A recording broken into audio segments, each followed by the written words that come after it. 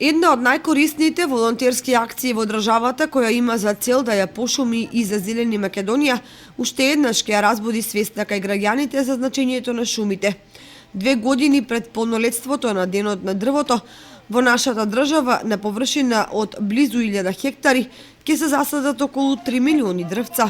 Половина да останат и да израснат, ќе значи дека е завршена голема работа.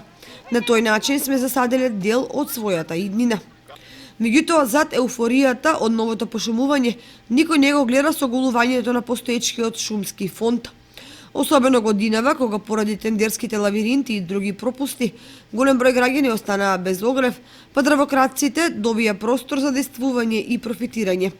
Од летото наваму интензивно се врши недозволена и непланска сеча во најблиските шуми околу градот и другите населени места. Се касапат дрвјата од Припор до Градче, покрај патот кон Пониква, а како што тргнало и ридовите околу Пантелеј за неколку години ќе останат голини како нивичанските.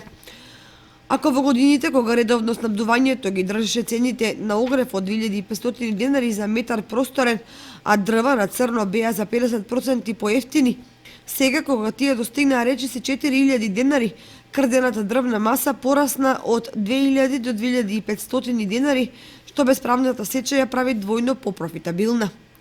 Денот на дрвото треба да го запали алармот дека шумите се едно од нашите најголеми богатства. Затоа односот кон нив треба драстично да се промени во позитивна насока.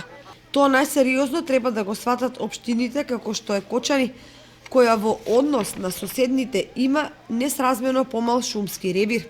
Бидејќи освен што ќе нема дрва за огрев, туку со соголувањата ќе се нарушат климатските услови во насока на негативни промени со далеку сежни последици.